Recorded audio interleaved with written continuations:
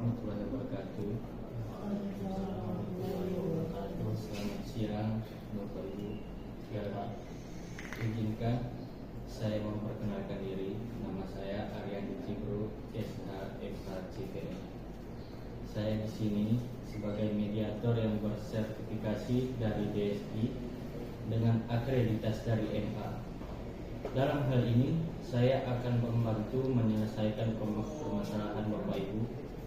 Mungkin sebagai awal proses mediasi kita ini, sebelum saya membaca aturan mediasi kita, boleh saya minta Ibu, Bapak Ibu sebagai pemohon memperkenalkan diri terlebih dahulu. Nama saya Atika, saya di sini adalah seorang ibu rumah tangga dan saya beralamat di Bapak Surabaya. Baik, kata Bapak. Oke, terima kasih Pak atas kesempatannya. Perkenalkan, nama saya Rizky Ananda Rahab. Saya sebagai pegawai negeri sipil yang bertempat tinggal di Surabaya. Baik, Bapak Ibu, terima kasih atas kesediaan Bapak Ibu untuk hadir saat ini dalam usaha kita menyelesaikan persoalan Bapak Ibu dalam bentuk mediasi. Proses ini adalah untuk mencari kesepakatan demi kebaikan kita semua.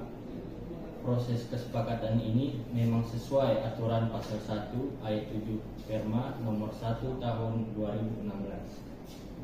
Adapun saya sebagai mediator merupakan pihak netral yang membantu Bapak Ibu dalam proses perundingan guna mencari berbagai kemungkinan penyelesaian sengketa tanpa menggunakan cara atau memutus perkara dengan memaksakan sebuah penyelesaian. Di dalam pelaksanaan mediasi, kita juga mengenal adanya prinsip dalam mediasi, yaitu antara lain adalah yang pertama imparsial, yang berarti tidak memihak atau netral. Yang kedua, tidak punya hak memutus karena keputusan diambil berdasarkan kesepakatan para pihak. Yang ketiga, kerahasiaan. Seluruh yang terjadi dalam proses mediasi bersifat rahasia. Dan yang terakhir adalah kaukus. Artinya, jika diperlukan, mediator dapat melakukan pertemuan terpisah dengan para pihak. Baiklah, untuk mempersingkat waktu, akan saya bacakan tata tertib selama melakukan proses mediasi atau perundingan hari ini, yaitu para pihak harus berbicara secara bergantian setelah dipersilahkan mediator. Yang kedua, para pihak tidak boleh saling memotong pembicaraan. Yang ketiga, para pihak tidak saling menyerang baik secara kata-kata maupun fisik. Yang keempat, para pihak diharapkan jujur tanpa ada disembunyikan. Yang kelima, tidak merokok. Selanjutnya, tidak menggunakan handphone dan merekam isi pembicaraan. Baiklah, apakah Bapak Ibu setuju dengan kesepakatan terhadap tata tertib tersebut? Baiklah, Bapak Ibu, saya ingin tahu duduk persoalannya terlebih dahulu.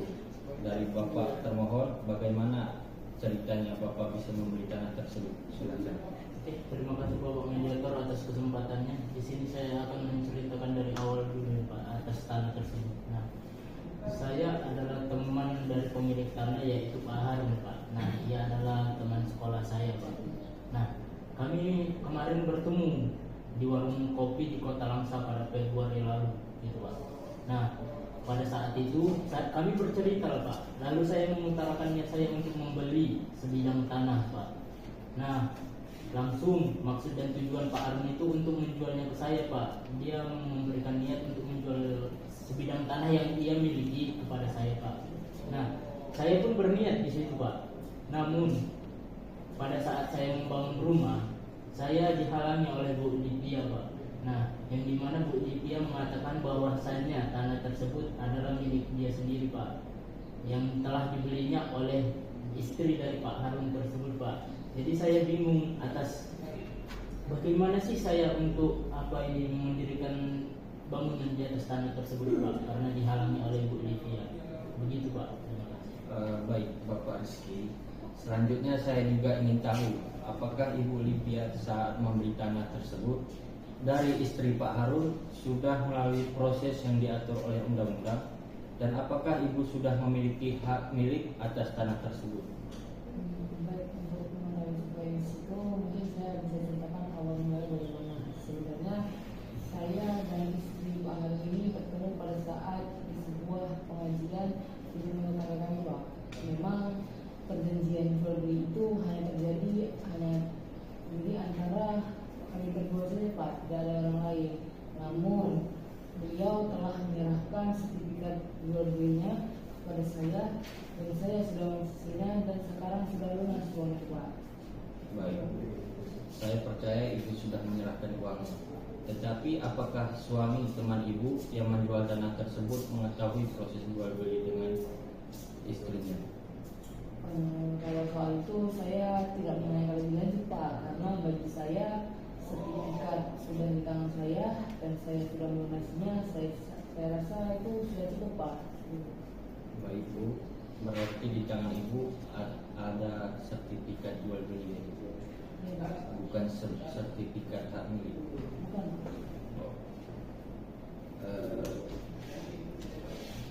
Secara hukum beda proses pengeluarannya, tetapi sama-sama dapat dijadikan sebagai alat bukti ya Bu. Cuma kekuatannya lebih kuat sertifikat hak milik.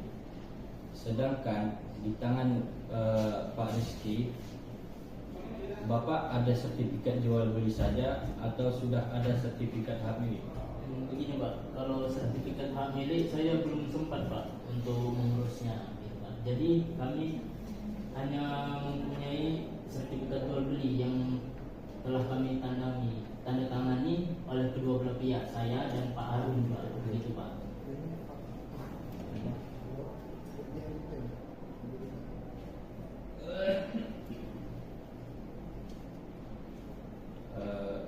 Selanjutnya, jadi Bapak Ibu, setelah mendengarkan keterangan Bapak Ibu, saya perlu mencari tahu keterangan yang lebih lagi dengan bertemu langsung dengan Pak Harun dan istrinya.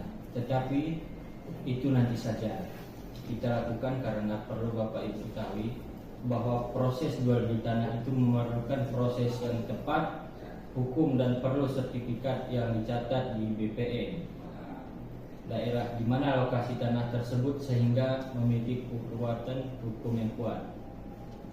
Ini sesuai dengan peraturan Menteri Negara Agraria atau Kepala Badan Pertanahan Nasional nomor 3 tahun 1997 tentang ketentuan pelaksanaan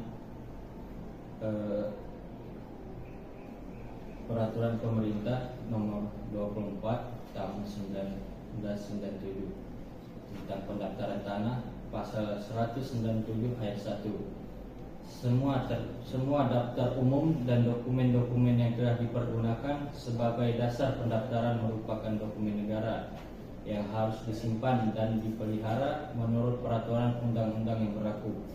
Ayat 4, dengan izin kepala kantor wilayah kepada pemegang hak yang bersangkutan dapat diberikan petikan, salinan atau rekaman dokumen pendaftaran tanah yang menjadi dasar hukum dan dasar pembukuan hak atas namanya yang tersimpan di kantor pertanahan, bahwa berdasarkan peraturan tersebut pihak kami tidak dapat dengan serta-merta mengeluarkan begitu saja dokumen negara, harus melalui kewenangan yang telah diatur dan hanya kepada pemegang hak saja. Ini artinya semua prosedur harus mengikuti aturan yang berlaku. Baik Bapak Ibu, untuk menyelesaikan persoalan Bapak Ibu, kita perlu melakukan cross check dengan pemilik tanah sebelumnya, mendatangkan ahli dan saksi. Untuk pertemuan kita kali ini kita tunda dan akan kita bahas kembali setelah kita mengetahui maksud Pak Harun dan istrinya. Apa sama-sama tidak mengetahui bahwa tanah ini telah dijual atau bagaimana? Kita akan mengatur jadwal ulang kembali dan mudah-mudahan bisa segera terselesaikan. Bapak Ibu, setuju kita melakukan pertemuan kembali pada minggu depan tanggal 23 Agustus 2023. Setuju Pak. Terima kasih Bapak Ibu, waktu dan kesempatannya hadir di sini. Mungkin itu saja untuk mediasi kali ini. Assalamualaikum warahmatullahi wabarakatuh. Waalaikumsalam.